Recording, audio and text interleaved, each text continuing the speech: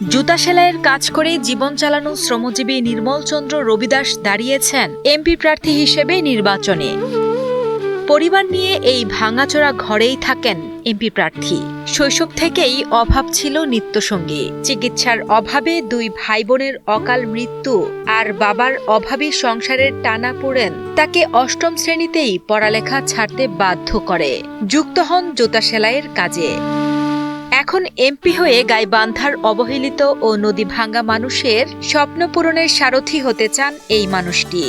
আমাকে স্কুলে ভর্তি করায় আমার বাবা মা। তখন আমি আসলে টাকার অভাবে আমি সেইভাবে লেখাপড়া করতে পারিনি। যখন দেখলাম যে আমার বাবার সংসারের আর হাল ধরতে পারছে না, মানে আমাদের খুব কষ্ট হয়ে যাচ্ছে চলার, তখন আমি লেখাপড়া বাদ দিয়ে আমি আমার বাবার যে পেশাটা ছিল, বাবার যে কাজটা, সেই কাজটা আমি হাতে নেই।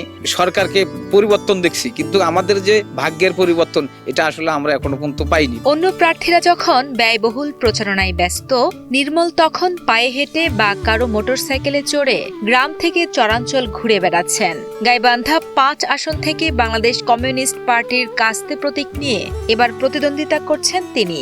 আমার ছেলেরা কারো অন্যায় করে না, কারো কিছু করে না। আমার ছেলেরা দশের ভালো চায়, আমার ছেলেকে সবাই ভালোবাসে। ওই ছেলে যদি যেদিন ভোট হবে, আমি সারাদিন সারা রাত উপেস থাকবো। আমি নির্বাচনী প্রচারণা চালাচ্ছি। আসলে আমার ওই ধরনের আর্থিক অবস্থা নেই।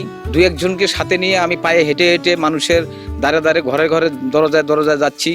মানুষকে হাত ধরে বলছি যে আমি একজন সব থেকে এই ৫ আসনের গরিব প্রার্থী, অবহেলিত প্রার্থী, আমাকে কাস্তে মার্কায় ভোট দিবেন। নদী পারে ভাঙা ঘরে বাস করা এই এমপি প্রার্থীর প্রধান লক্ষ্য নদী ভাঙ্গন রোধ এবং পিছিয়ে পড়া মানুষের অধিকার আদায়।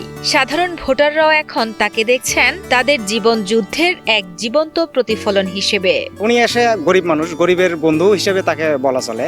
উনি গরিব মানুষকে বোঝে, গরিবের কষ্ট, দুঃখ কষ্টটা উনি বুঝবে। এই জন্যই আমরা ওই নির্মল কাকাকে কাস্তেমাপুর থেকে সমর্থন করছি। সে সুন্দর প্রকৃত পরিবেশের ছেলে। সে আমাদের এলাকায় যদি এমপি হয়ে আসতে পারে, আমাদের দীর্ঘ আশা সে আমাদের নদী কাজগুলো সুন্দরভাবে করবে। আমরা এলাকাবাসী এবং ফুলছড়িবাসী বা সাগাটাবাসী যা আছি, সবাই মিলে আমরা কাস্তে মার্কায় ভোট দেব। গাইবান্ধা ফুলছড়ি উপজেলার উড়িয়া ইউনিয়নের নদীপাড়ে ভাঙা টিনের ঘরে বসবাস নির্মল চন্দ্র রবিদাসের পরিবারের। বারবার নদী ভাঙনে সর্বস্ব হারানো মানুষের কষ্ট খুব কাছ থেকে দেখছেন বলে জানান এই নেতা। তার বিশ্বাস, রাজনীতি যদি মানুষের পাশে দাঁড়ানোর মাধ্যম হয়, তবে নদী ভাঙ্গন রোধ ও পিছিয়ে পড়া জনগোষ্ঠীর উন্নয়নই হওয়া উচিত প্রধান লক্ষ্য। মেহনতি মানুষ, দুঃখী মানুষ, প্রান্তিক জনগোষ্ঠী, দলিত সম্প্রদায়ের, পিছিয়ে পড়া জনগোষ্ঠীর যে মানুষগুলো আছে, এদের জন্য যেন আমি পার্লামেন্টে, সংসদে কথা বলতে পারি। এদের যে সমস্যাগুলো, আমি এই সমস্যাগুলো যাতে আমি সমাধান করতে পারি পার্লামেন্টের থেকে, এটাই হচ্ছে আমাদের মূল উদ্দেশ্য।